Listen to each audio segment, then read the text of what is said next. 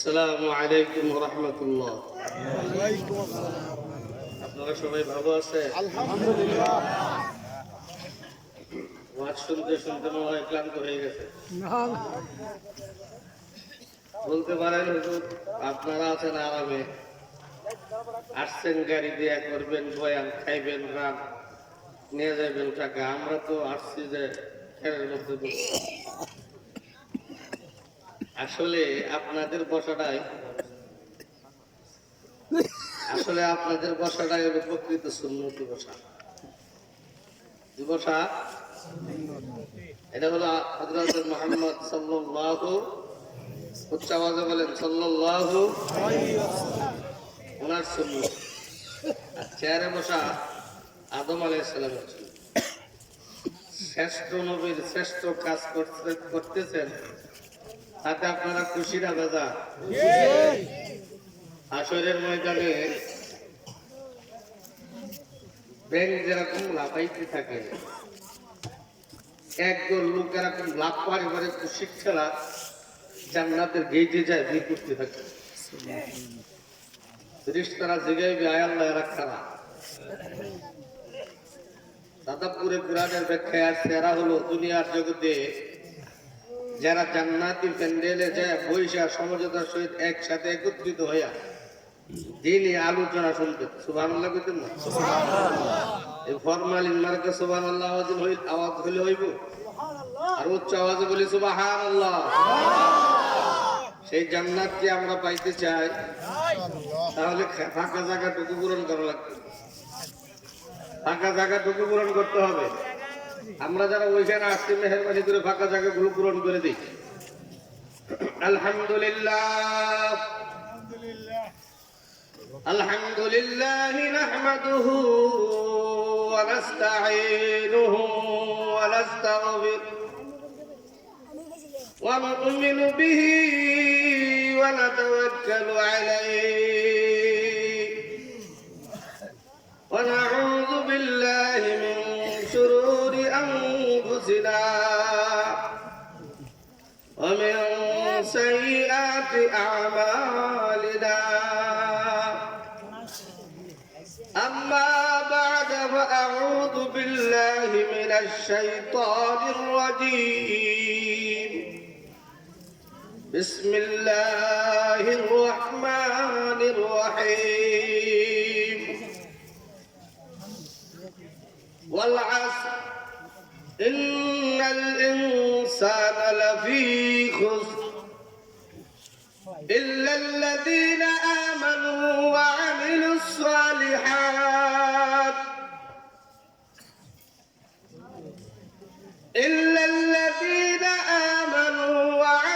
الصالحات وتواصوا بالحق وتواصوا بالصبر. صدق الله المولانا العظيم.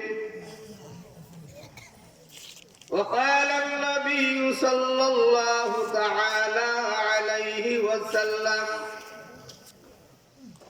تركت فيكم أمرين لن تضلوا ما تمسكتم بهما